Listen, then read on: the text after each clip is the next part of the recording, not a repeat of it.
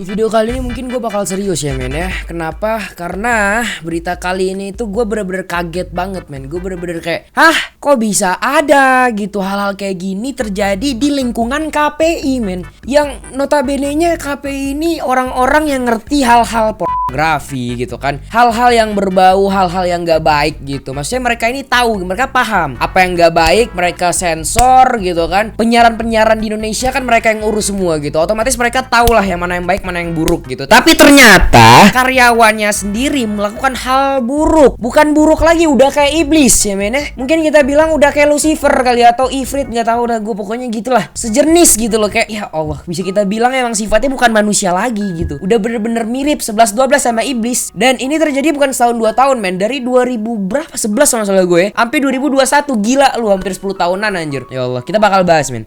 Yo, halo kembali lagi bareng gue Spiras dan ya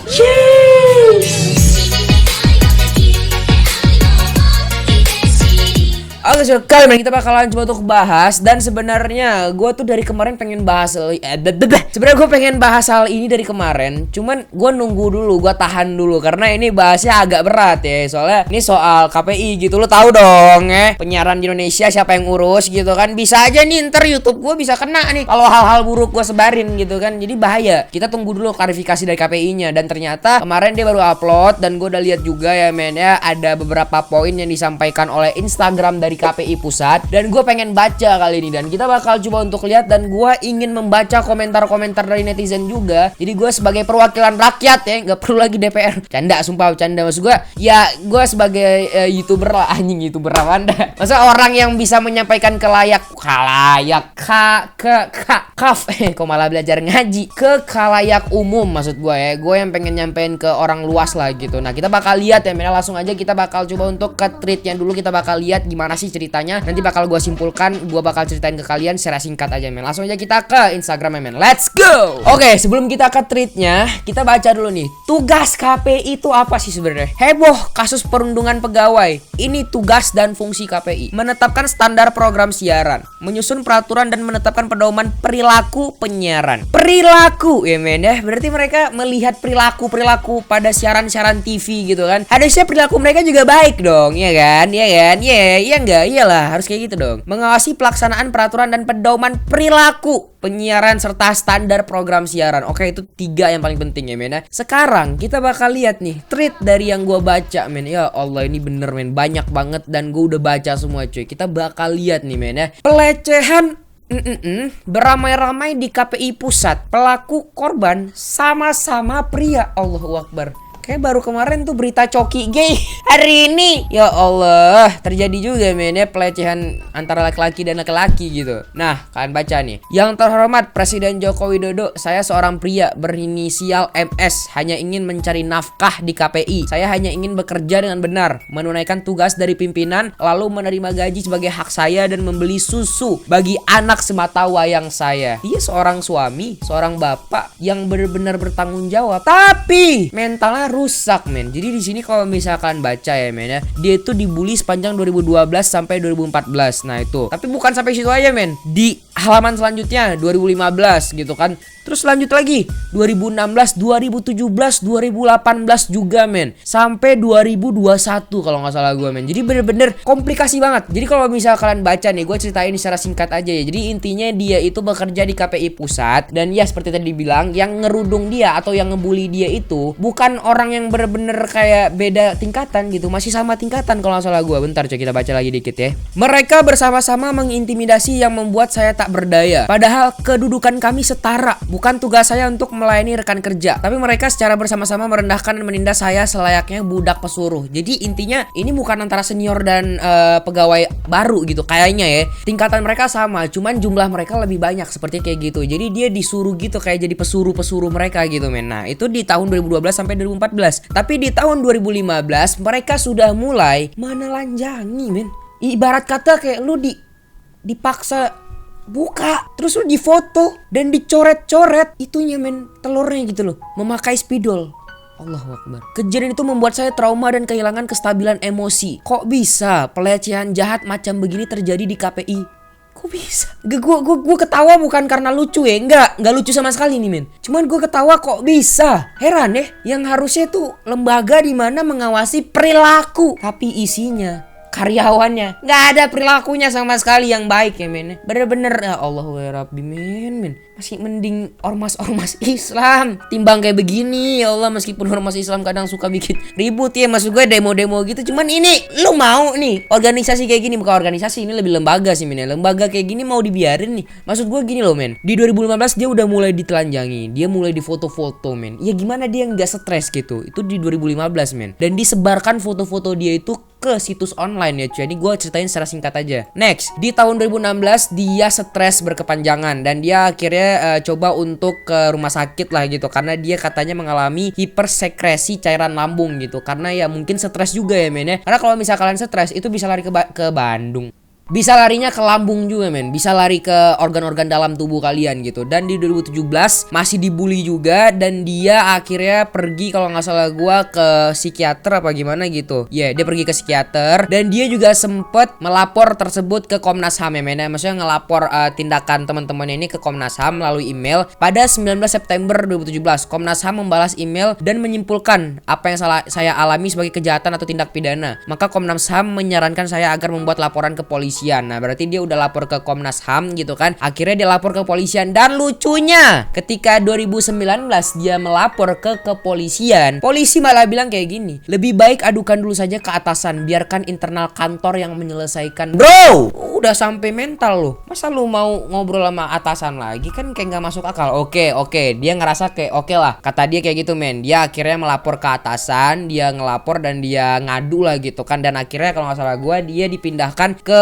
tugasnya dipindahkan ke tempat yang benar-benar nggak ada pembulian gitu. Tapi ternyata setelah dipindahkan malah makin dicibir, makin dibully dan nggak ada perubahan sama sekali gitu. Meskipun dipindahkan ke tempat yang lebih adem, yang lebih nggak ada pembulinya, tapi tetap aja karena pembulinya tetap di KPI pusat kan, tetap aja mencibir, tetap aja membuli gitu. Intinya kayak gitu. Saya semakin stres dan frustasi katanya. Akhirnya berdasarkan saran keluarga, dia akhirnya pergi ke psikolog. Dan dia divonis mengalami PTSD, Post Traumatic Stress Disorder gitu. Dan akhirnya nih men ya, dia kembali lagi ke Polsek pada tahun 2020. Dan dia bilang gitu, berharap laporan saya diproses dan para pelaku dipanggil untuk diperiksa. Dia berharap kayak gitu. Tapi di kantor polisi, petugas tidak menganggap cerita saya serius. Dianggap guyon doang. Wah anjing.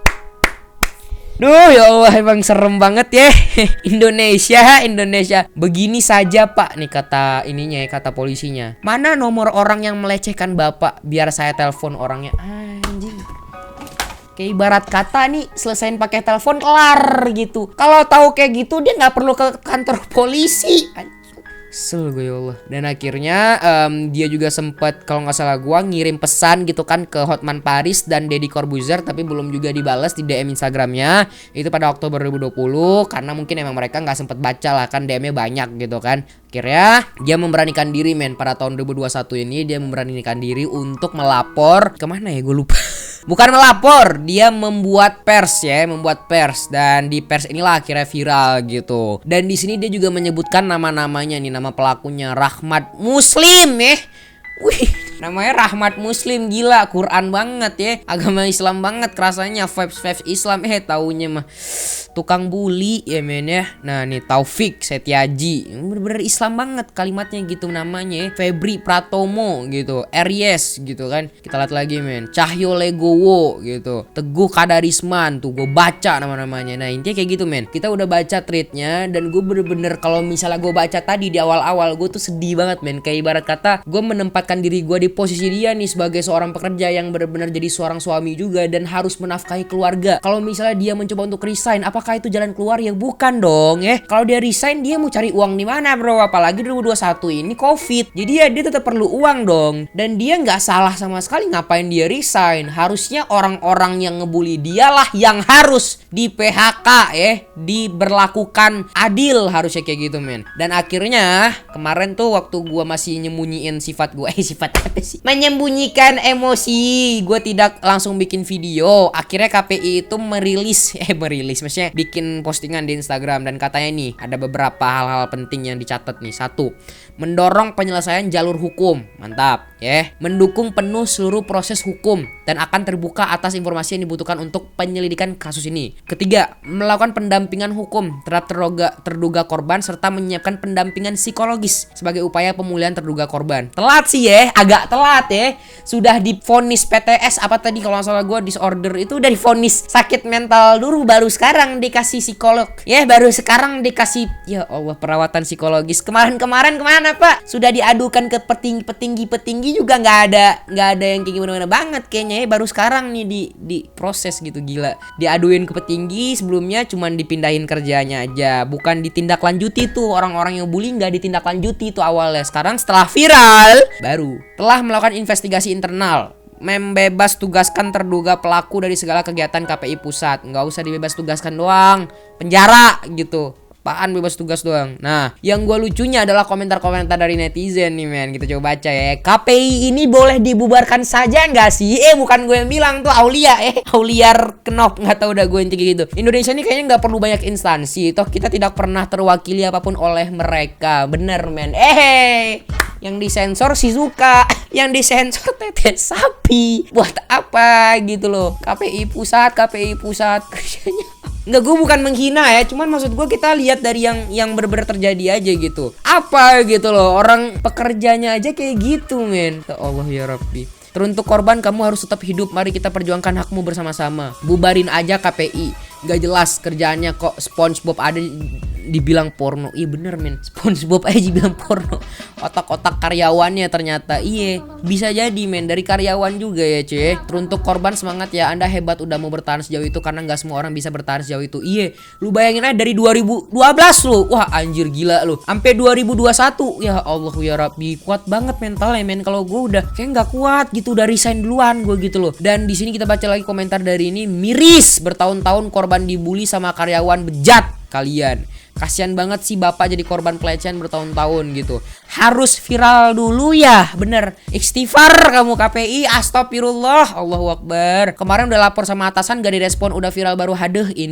Indahnya negeri ini memang. Pas dilapor ke atasan, petinggi-petinggi itu biasa aja. Viral dulu baru men. Jadi inti kayak gitu, emang harus kayak gitu men. Dan di sini Deddy Corbuzier sampai ngepost ya cuy. KPI mampus, dah siap-siap. Jadi intinya kita udah siap baca tweetnya, dan gue juga udah jelasin kalian semua. Intinya yang pengen gue sampaikan adalah gue cuma ingin menjelaskan aja gimana kejadian lengkapnya gitu kan dari tweetnya. Mungkin kalian ada yang nggak paham atau kalian malas baca panjang-panjang, jadi tadi udah gue jelasin. Intinya dia dibully bertahun-tahun dan dia ngelapor ke atasan, juga atasannya tidak menindaklanjuti ya. Pelaku-pelakunya cuman disuruh pindah kerja doang ke tempat yang lebih aman, tapi ternyata masih dicibir, masih dibully. Dan dia ngelapor ke polisi, malah diminta nomor telepon doang. Cuman diminta nomor telepon kayak seakan-akan mau menyelesaikan masalah anak kecil. Kayak mana nomor telepon temenmu tuh yang berantem sama mamamu, biar bapak ajarin dia gitu, biar bapak marahin nih, kayak gitu doang. Ini bukan masalah anak kecil nakal lagi, nih udah orang dewasa yang ngelakuin hal pornografi di KPI pusat men, terhadap sesama jenis lagi. Lu bayangin aja udah rusak ya men. Jadi intinya gue berharap semoga ini bisa ditindaklanjuti, dan semoga nih, malu nih harusnya nih